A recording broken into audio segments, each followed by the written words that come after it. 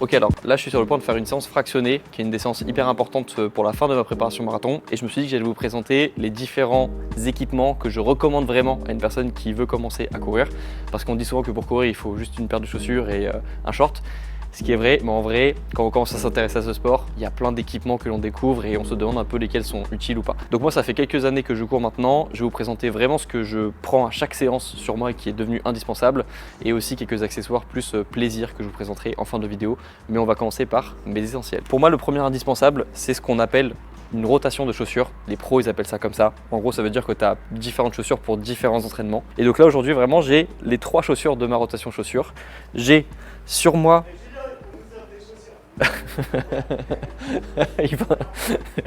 Pour ceux qui n'ont pas entendu, ils ont dit c'est génial, on va nous offrir des chaussures. Non, je les ai payées sur Iron. En gros, en course à pied, lorsqu'on débute, on a des entraînements plutôt simples qu'on va appeler des footings et on a les entraînements un peu plus intenses qu'on va appeler les séances fractionnées en général. Et donc aujourd'hui, par exemple, pour mon échauffement, je vais mettre mes chaussures de footing qui sont les Nova Blast 4 de chez ASICS parce que moi j'adore cette marque pour les chaussures. Et par contre, lorsque je vais passer sur des intervalles plus rapides, je vais utiliser des chaussures à plaque de carbone comme celles-ci qui sont les Magic Speed 4 de chez ASICS. J'ai les Metaspeed aussi, Edge de chez ASICS aussi qui vont m'accompagner pour le marathon.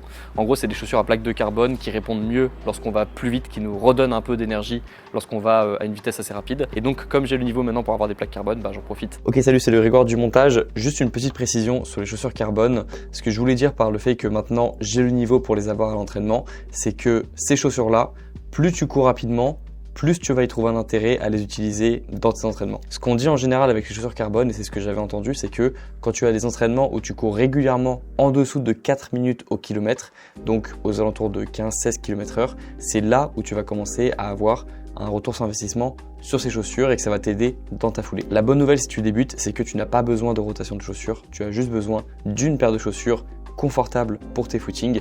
Et moi, les chaussures que je recommande à toutes les personnes qui débutent, c'est les ASICS Nova Blast 4 ou 5, celles que j'ai, celles que je recommande à ma copine, celles que je recommande à tout le monde. Et l'autre paire de chaussures que je recommande à tout le monde de tester, ce sont les Hoka Clifton.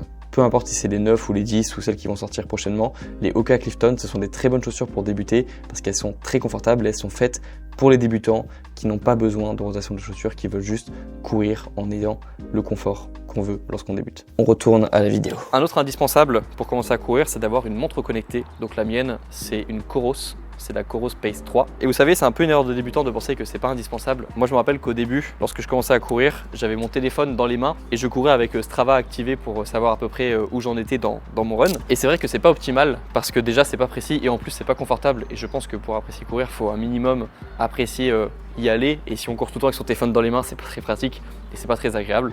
Donc pour moi, c'est vraiment devenu indispensable, que ce soit pour la fréquence cardiaque, que ce soit pour l'allure, etc. Et en fait, juste l'idée d'avoir une montre connectée, pourquoi c'est important? Parce que ça te donne des informations sur ta séance, que ce soit ton rythme cardiaque, que ce soit ton allure, etc. Et ça te permet en fait juste de mesurer ce que tu fais actuellement pour l'améliorer ensuite. Et ça, c'est une phrase qui m'a beaucoup aidé dans ma préparation de course à pied, d'endurance, etc. C'est que tout ce qui se mesure s'améliore et le fait d'avoir une montre connectée, ça te donne plein d'indicateurs que tu as ensuite envie d'améliorer. Mais pour savoir tous ces indicateurs qui sont importants, comme la fréquence cardiaque, comme la vitesse, l'allure, etc., c'est important d'avoir une montre connectée qui est précise.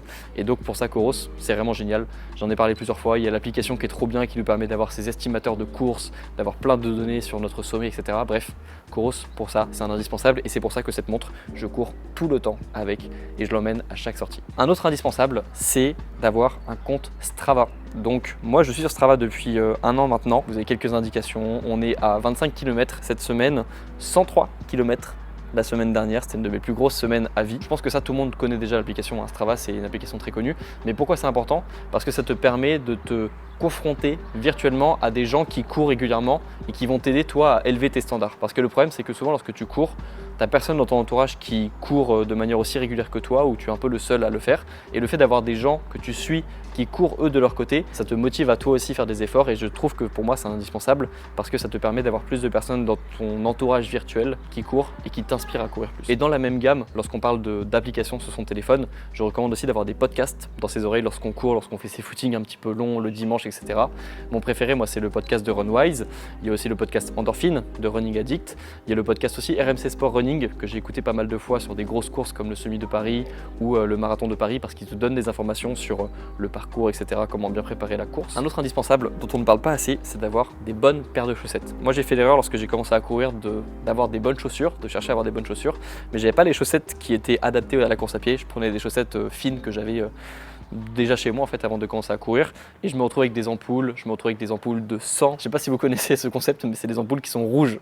On est habitué aux ampoules qui sont jaunes et lorsque vous avez des ampoules rouges, là c'est que c'est un peu plus mauvais signe. Enfin, je sais pas, ça a jamais évoqué quelque chose de positif pour moi d'avoir des grosses ampoules rouges sur ses pieds.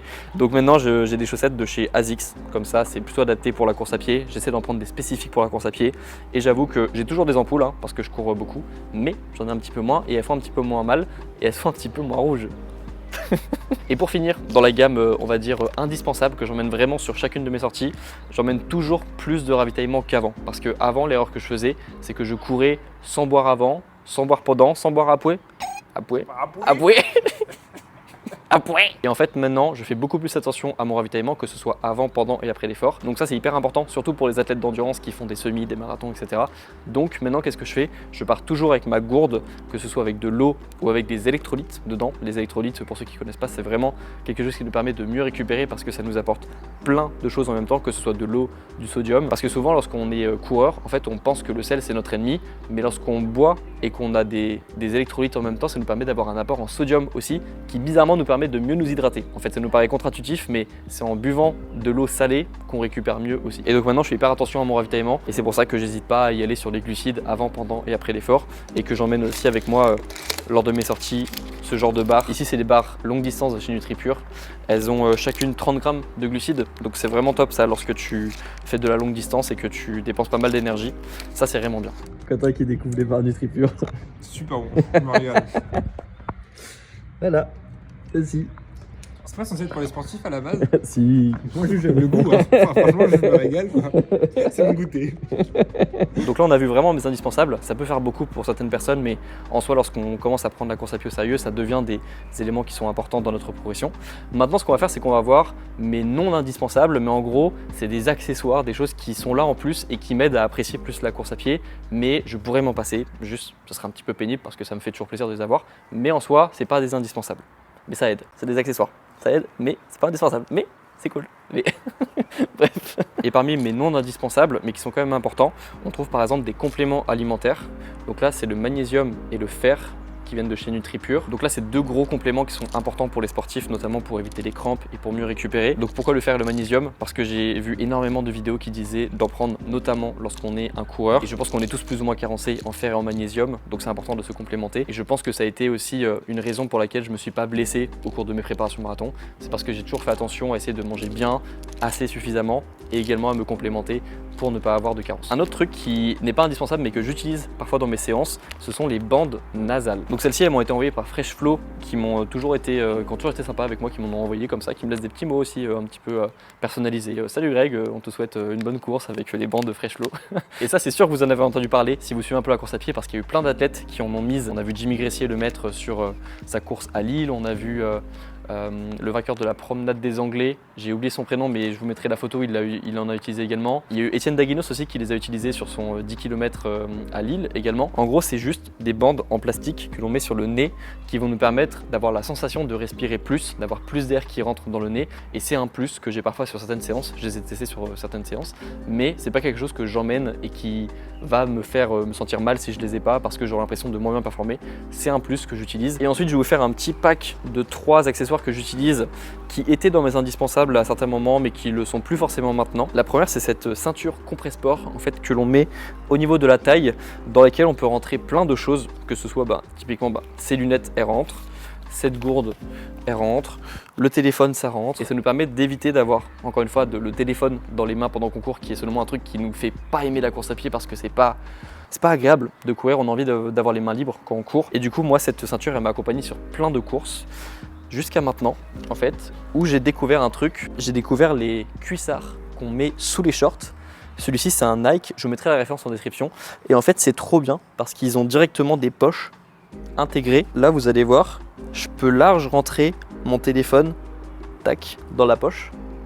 Et après je referme et il tient vraiment très bien. Et du coup ça c'est vraiment bien et c'est depuis que j'utilise ce genre de cuissard que je ne prends plus cette ceinture parce qu'en fait ça me permet de me sentir encore plus libre dans mon mouvement. Celui-ci il est vraiment très bien, il est de chez Nike, je l'ai acheté 30 € je crois. Et donc il y a la poche ici à gauche, il y en a une aussi à droite. Et donc tu peux mettre ton téléphone à gauche, tu peux mettre des gels à droite, tu peux mettre des barres énergétiques, tu peux mettre plein de trucs en fait. Et maintenant je cours qu'avec ça. Donc c'est vraiment trop pratique et c'est devenu du coup un accessoire qui n'est pas indispensable mais qui me permet d'apprécier plus la course. Et enfin dans les autres accessoires que je peux recommander, il y a la gourde flasque qui est vraiment très cool parce que ça nous permet à la fois de nous ravitailler pendant qu'on court. C'est beaucoup plus simple de le faire par exemple sur un jour de course que d'avoir des gobelets qui nous sont donnés par l'organisation et qu'on doit prendre dans les mains. Moi j'ai jamais réussi à boire très bien avec ces gobelets qui sont présents sur les ravitaillements des jours de course. Donc moi pour ceux qui ont vu la vidéo de mon marathon, j'ai couru avec ce genre de gourde où j'avais toujours la gourde dans les mains comme ça et je buvais comme ça pendant la course. Ça me permet de bien me ravitailler sans avoir besoin de chercher des gobelets en plastique pour me ravitailler tous les 5 km. Et je pense que ça m'a permis aussi de bien réussir mon marathon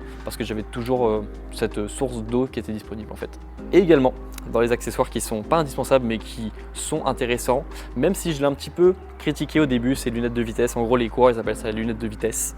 C'est les lunettes que tu mets comme ça, qui font un petit peu cycliste, un petit peu moniteur de ski, on sait pas, c'est un petit peu un mix entre les deux. En fait au début je comprenais pas l'intérêt des lunettes comme ça de soleil parce que pour moi c'était que quand il y avait du soleil que tu mettais ces lunettes. Et moi j'habite en Normandie donc aujourd'hui bon il fait beau mais c'est pas le cas tous les jours ici, donc pour moi ça avait très peu d'intérêt. Et en fait ce que j'ai découvert c'est que ces lunettes elles sont bien également pour se protéger d'un truc qui est très chiant lorsque tu cours régulièrement, c'est les petits moucherons, les petits moustiques, les petites bêtes qui rentrent dans tes yeux lorsque tu cours.